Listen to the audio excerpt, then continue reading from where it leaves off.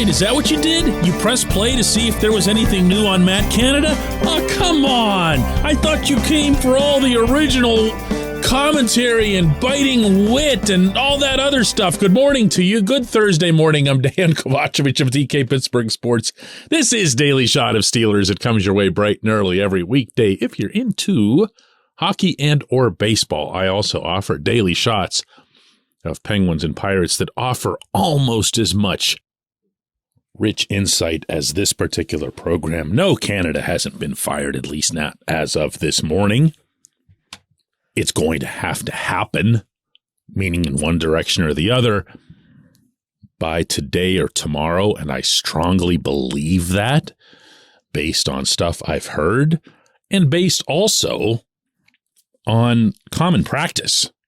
You don't keep around coordinators or assistant coaches that you're planning to get rid of or thinking you might get rid of, because it's forever been seen as a courtesy in the industry, and this doesn't just apply to the NFL. This is across professional sports.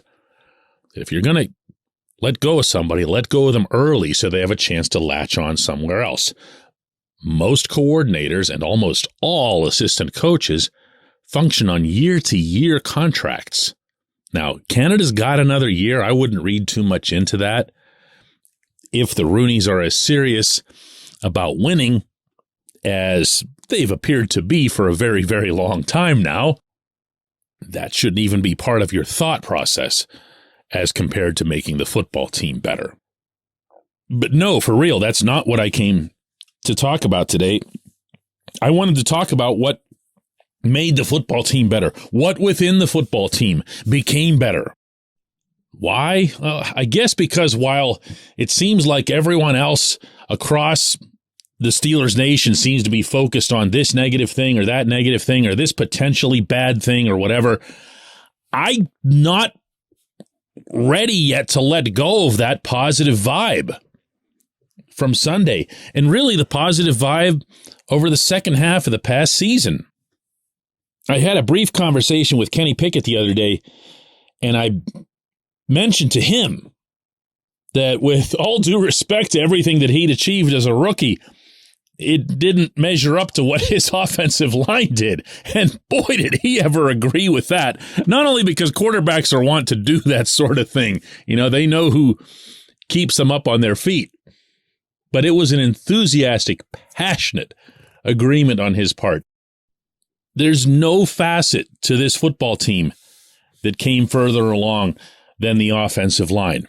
There's no coach within the staff, arguably including the head coach, who did a better job in the 2022 NFL season than Pat Meyer did. Because you look where you start, you look what you were given, and remember that Meyer's not the one acquiring these players, and you look what they do with them. That's the ultimate measure of a coach, and I am not talking about pro sports here. I'm talking about any sport. It's what you can do with the talent at hand. Meyer had the group that he had. He saw the money that was put in, so they weren't exactly bereft of talent, but they were missing two things. One, experience, especially on the left side. Two, cohesion, especially when it applied to the other three guys. And he made it all go. They made it all go. What can you expect at Point Park University in downtown Pittsburgh? Respect, rigor, relevance. That's the Point Park Pledge. You'll be treated with respect while being challenged and supported academically to graduate with career-ready, relevant skills. Visit pointpark.edu to learn more. I'm not here to pretend that the O-line is a finished product. I saw a little bit too much of Dan Moore getting beaten to the outside at left tackle and Kenny Pickett having to move out of the pocket before he wanted to. I'm fine with Kenny rolling out of the pocket, but I'd rather it be a designed roll than a panicked roll, right? And in particular, because of the left side, because of rushers fooling Moore and sometimes including Kevin Dotson as well, it never looked like Kenny was able to do that. And it's convenient, maybe lazy, to say a quarterback's got happy feet. I started to hear that about Kenny over the last 3 or 4 weeks. He's got happy feet, needs to settle down, needs to just hang there in the pocket. Okay, you say that and you stand in there. The good thing about Kenny is that he showed pocket awareness more often than not by getting the hell out of there. But overall, this group got it down for the most part in pass protection and really took several steps in putting together, don't laugh at this, one of the league's more productive running games over the second half. It's true. It wasn't just Najee Harris. It wasn't just Najee and Jaylen Warren showing the defense's different looks. It was the way they did it together. This was what Dotson told me the other day about the line's progress. I think this growth has been probably the funnest thing for us. It's just being able to put it on tape and they're like, okay, hey, we did that last time we did this. Last time we played them, we messed up on this. We hit it this time. We did it easier this time. We blew it off the ball this time. Like it's always feels real good to just progress. Now, there were also some things that came together that can't be expected to continue into the future, such as these guys didn't miss any action. All of them, all 5, all the way across, played all 17 games. Mason Cole would miss time here or there because of that nagging ankle injury, but he suited up for every one of them. James Daniels was on the field for every single offensive snap the Steelers took this season. Talk about coming through on a contract, right? And as Daniels confirmed that for me the other day, Chooks Okorafor standing right next to him, and Chooks goes, I missed one. And I actually remembered it because it wasn't that long ago. Chooks got banged up and had to, by rule, come off the field. He goes, I missed one. Can you believe that? And then he joked a little bit, said, I really let the team down there.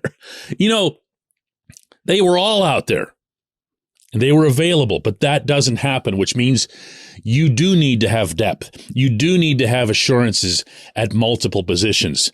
And it's not enough to say, well, we've got Kendrick Green over here. Kendrick Green couldn't get onto the field, which is why I remain very much open to the idea of drafting a left tackle, even in the first round, even if that's an immediate threat to Dan Moore's starting status, because Moore has the pedigree and certainly the brain to be able to play multiple positions, slide to the inside. It might actually be a better fit for him, according to some football inside people. But for now, seriously, hats off to the entire group, to Coach Meyer, and to everyone involved, by the way, including the head coach, for sticking by these guys when not all of us, myself included, had been sure about them at all, to say the least. When we come back, J1Q.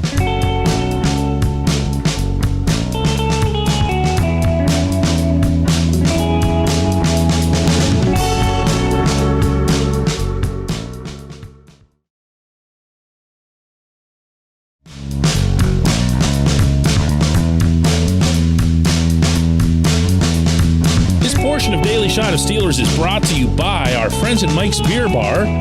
They're located directly across Federal Street from PNC Park. They are the one, the only, the premier destination in Pittsburgh for craft beer. More than 500 craft beers available, more than 350 of those local, and more than 80 of those on tap. Mike's can't be topped, not for beer, not for the awesome kitchen and menu that's available, and not for all the special events that are going on there. Check them out online at mikesbeerbar.com. Mike's Beer Bar, right across Federal Street from PNC Park. Today's J1Q comes from Swan, who asks, DK, I have a serious question about Matt Canada. Let's say the Steelers keep him. What would be the real reason to have him on the staff leading this offense? Because Mike Tomlin likes him? Because Art Rooney likes him? Is it too hard to try to change the playbook for the younger players? I'm not saying any of these carry any real weight. I'd just like to figure out why people do things. Why he is here is a mystery to me, like so many of us seem to think and feel. Yeah, I mean, look, he's not good at his job. He's also not experienced at his job. And if you want to look at Canada as having gotten better, to use Tomlin's own phrase from his press conference Monday, you're welcome to do that. If you want to believe that his improvement is going to continue into 2023 and 2024, go nuts. That's up to you. We're all free to have our own opinions. However, I will combat that, and robustly, with the following. The NFL isn't a training ground. If you're going to be a National Football League offensive coordinator of any worth, you should have to be able to work your way up the ranks in that regard. I'm sorry, college football ain't it. I know there's a lot of people who like to pretend that college football and the NFL are somewhat similar. They're not. They're not. These are the same fools who a few years ago were having that debate about whether or not Alabama would beat the Browns. Remember that?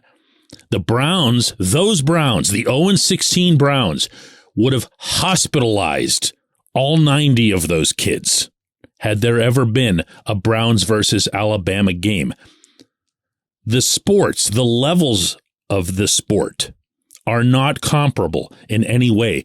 So for Canada to achieve what he did at Pitt, and then to kind of not achieve it at Maryland, and to not really be all that successful anywhere else that he went, he comes to the Steelers as a quarterbacks coach, not for very long, gets promoted just because he was at the next cubicle. When you get down to what the hiring process is, it's all from within. You come in and you kind of slide up slots. Well, that's fine if you've been sliding up those slots successfully, as opposed to just because you're at the next cubicle.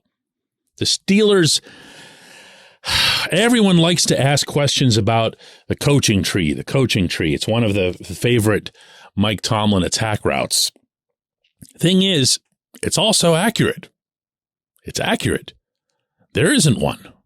And if you ask me, a lot of the various shortcomings of Tomlin's tenure, if you evaluate him, or in my case, cover him fairly, is that he's had not very good coordinators.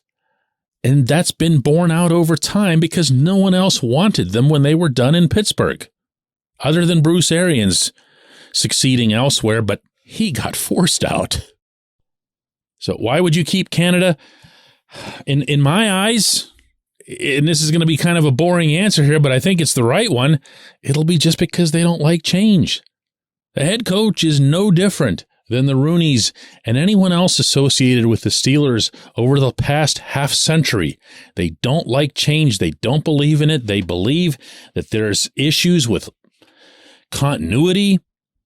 And the easy counter that they'd have to the question that you're asking is, hey, rookie quarterback, how many times do you want him to change coordinators?